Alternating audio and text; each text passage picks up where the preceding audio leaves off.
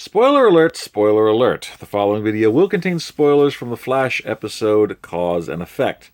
If you don't want anything spoiled or ruined for you, stop watching now.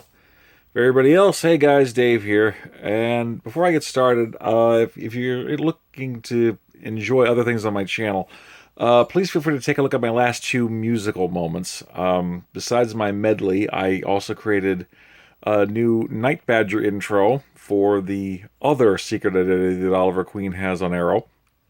I do a parody of Jace the Wheeled Warriors show back in the 80s. The only thing good about it was the theme song. And I also did a fan request for Ghost Gaming, who asked me to do something with Moana's You're Welcome. So I did a little bit of that a cappella, so check that out. I did a song for I'm Spartan, so I hope you enjoy. Now, before I get going in this, I'm going to tell you right now, I'm a bit biased. I mean, yeah, it jumps back into, Barry confronting Future Barry, the one with the douchebag emo haircut, and it turns out he's a time remnant. He was summoned to help stop Savitar, but Savitar killed all of them except him so that he could become Savitar. So it goes into the whole existential thing about becoming dark and losing everything and becoming something more. So the loss will be what generates him. And if Iris dies, and it'll send him on a downward spiral that will eventually give birth to Savitar. Barry starts fighting Future Barry. Future Barry summons his Savitar suit to fight in his stead. He suits up, they start confronting each other, and eventually Savitar gets away. Now, as I started to say, I'm a bit biased because this entire episode becomes an amnesia episode.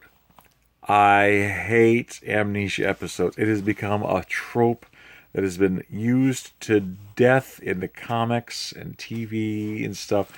The last good one I saw was Jackie Chan's Who Am I? And that's been a while.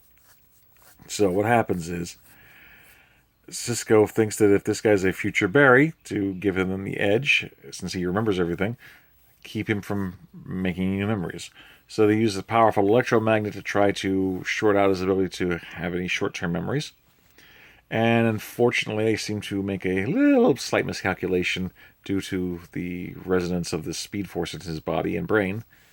And it wipes out his memory entirely. He still knows how to talk and everything, but he doesn't know who anyone is. So he doesn't even remember that he has super speed, so that's kind of awkward.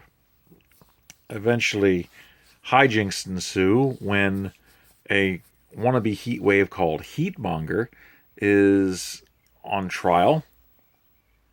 Barry is needed to testify at his trial to put him away. Julian gives him some special torchwood glasses so he can type in stuff to let him know what to say on the stand. Eventually, they short out due to his sweat. He's unable to elaborate, and the guy gets off. It's just awkward. It reminds me of that Dana Carvey movie Blank Slate, only not as funny.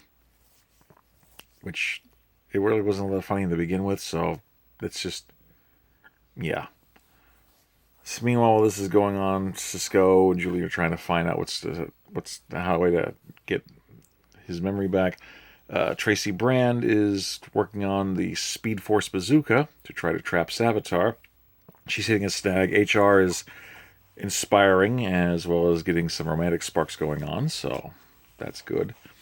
Iris tries to comfort Barry, and it's interesting seeing her trying to fill in all the things that he'd forgotten while trying to spare him the bad memories. And eventually, Barry even finds out that he does have super speed, and he starts to revel in that. Meanwhile, Caitlin, aka Killer Frost, goes to talk to Savitar, but he's kneeling down, not really moving. Next thing you know, he stands up, grabs her by the throat, and says, "Who are you, and who am I?" Apparently the blanking thing out did work, but now it's really wiped the head out too. Caitlin eventually goes to Star Labs to confront the team to see about trying to get Barry's memory back, because cause and effect. And it turns out if Barry doesn't get his memories back, Savitar's never born, and Savitar never gives Wally his powers. So Wally doesn't have any speed right now. Cause and effect. So they figured out a way to try to get it going. And they talk to Caitlin. They try to reminisce about good times. And there are moments when it looks like the old Caitlin's still in there, even though she's fighting against it. Eventually, she comes up with a device to help to take care of that. There's a fire set by Heatmonger. Barry goes running out to try to stop it, but he doesn't know how to use his speed. They decide to use the device to jumpstart his brain, and it gives him an electric shock, and now things are primed, but now he needs to have a jolt of memory to get back to where he was. So Iris tells him about the night his father went to prison and his mother died, and he came to live with them at the West household. That sparks everything to come back. He starts going in there. Wally shows up as Kid Flash to help take him out, so they end up stopping the bad guy.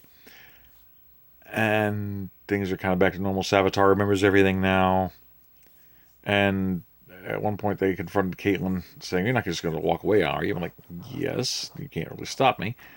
And Julian says, "I love you," and she says, "I never loved you." But for a moment, in the elevator, we saw Caitlin's eyes go back from Killer Frost to Caitlin. So there's hope. So now, Tracy figures out how to make the Speed Force bazooka, and there's a problem. The amount of energy needed to power it would be more than the sun. So then we cut away to what looks like a power reactor from the Dominators that was left over from the alien invasion.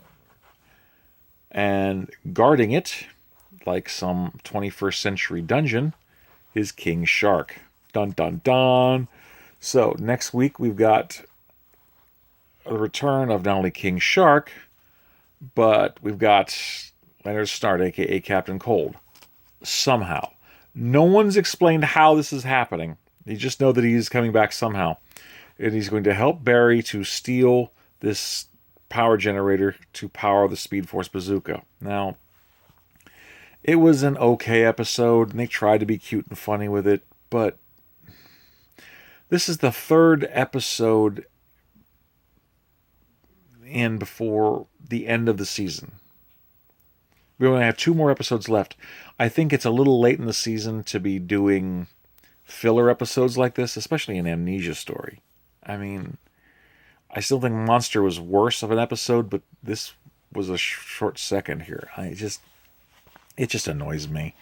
I admit that it's a foible of mine, and it was okay, but it's just the quality is starting to lack, in my humble opinion. Am I still going to watch? Yes, I'm still going to watch. I'm still a fan, but it just disappoints the crap out of me that it just keeps dropping the ball like this, and it's trying, but it's just the tropes are just hurting it, in my opinion.